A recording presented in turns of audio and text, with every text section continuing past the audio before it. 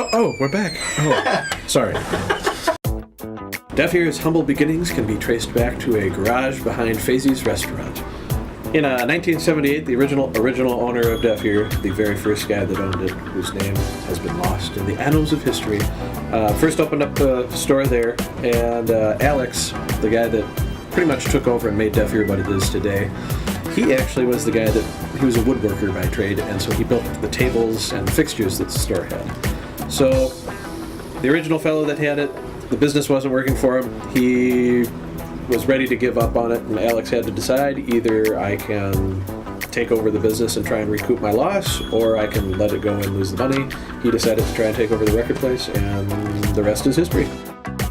He was more of a philanthropist, I think, and had a better idea of how to make the thing work. Also, he moved it fairly quickly. It was only in that spot for about a year, and most people don't remember it.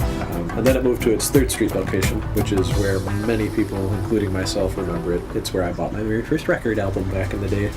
Yep, the store had records. 3rd Street pretty much was exclusively records. They had some cassette tapes and 8-tracks as well, but it was more records than anything else. In about late 80s, early 90s, so 88, 89, that's when the CDs kind of came into their own, and that's when CDs really took over in the early 90s. And then at one point, records actually were almost phased out completely. We had one little bin of them that the crazed collectors would come up onto the 2nd floor of the building and scavenge through, and that was pretty much it. And then now, in the last, I'd say 5 years, records have really picked up again too, so up to modern times. We've always kind of had t-shirts, posters, incense, that kind of stuff. And then for a while, when we were in the other location, we had a lot more space upstairs, so we had a big clothing section, and then boots and that kind of stuff. Clubwear type clothes was big back in the mid-90s, and so we had a lot of that then. So I'd say there were a lot of records at the first store. The second store saw a big expansion of product. Actually, used CDs, used merchandise has always kind of been a part of the store, and that is in no small part why the store functions pretty well, I think, is with used stuff. You got a little more freedom. We're not competing with anyone except for pawn shops. Best Buy was the major competition that kind of faced the music down here in town. We're not competing with Best Buy either because we've got used product, they don't. So it allows us to have lower prices than even we have. 3rd Street location was good for what it was, and it saw a lot of foot traffic, but it wasn't very big. It did have a basement area and the upstairs area, but it just didn't have the space. The space opened up, I think, at about, I'd say 88 or thereabout. And so Alex decided he wanted to move it, and it turned out to be a very good idea. There was a lot more floor space, and again, on the corner there, you see a lot more traffic coming through.